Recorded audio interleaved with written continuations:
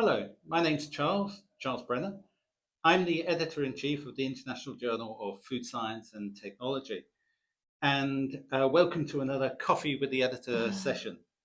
So I'm delighted to welcome Professor Qian Yang here from the University of Nottingham in the UK to talk to us about a recent publication that you published last year in IJFST about investigating the effect of sharing environmental information on consumer responses to conventional and hypothetical precision fermented yogurt. A long title. Yes, it is indeed. So tell me, what's it all about? Yeah, so it's really simple experiment because we're really interested in kind of new technology foods, but actually could deliver less like carbon emissions in a way. So it's kind of like help the planet health.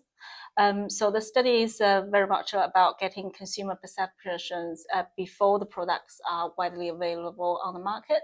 So I just really want to understand like consumers, whether consumers are willing to try them or what the emotional response associated with this like novel protein sources as well. Because there's a lot about novel proteins in research now and ultra processed foods and things like that. So where did precision fermented proteins come into this title and this research project? Yeah, that's really interesting questions because ultra processed foods do get a lot like media attention. So like consumer really like don't really understand what it is, and in a way that this products could fit in the ultra processed like foods categories. But you need to really look into the nutrition compositions as well, really about like carbon emission as well. So it's actually a product could really help with the carbon emission and also with our future as well. So why consumers? What's interesting about consumer preference and behavior? You know, how do we measure that from a ingredient technology firm, let's say? What did you do? Yeah, so for this study, it again is hypothetical because the products are not widely available. So we kind of take the conventional yogurts, but just label them as precision fermented. And then we kind of collect overall liking data in terms like how much they like each of the products. And then we give them a kind of video to really show what precision fermented is, what the technology is about, and also the environmental impacts of each of the protein alternatives in a way. And then we measured like how they feel about it. Like we also collected emotional response, which is very much a self-reported as well. So then we kind of like just comparing the information before they receive any information, then after they receive all the informations, and how that impacts on their choice, on their liking and emotional response. And did the knowledge or the idea that it was precision fermented proteins alter their preference or behavior?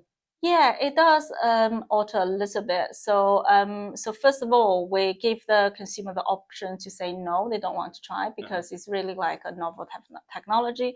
But surprisingly, really nice surprise. 100% of the participants are willing to try, so they all give a try of the products. What is really interesting is the liking for conventional dairy kind of reduced slightly, although not significant, and also for the liking for precision fermented dairy kind of like increase slightly. And the emotional response is also really interesting. And after the informations and people feel more guilty of eating the conventional yogurts. And yeah, of course, the precision fermented, like people feel less guilty and a bit more like a positive emotions associated with it. So it's all about a guilt trip that we have as consumers about eating non-sustainable proteins. Yeah, a little bit of that like that. So how could industry use that then going forwards in terms of, could we get industry interested in this research? Yeah, would love to get industry interested. So for this project, we didn't really have any industry partner, but we believe is really fits into give a lot of insight to companies like developing precision fermented like foods in a way.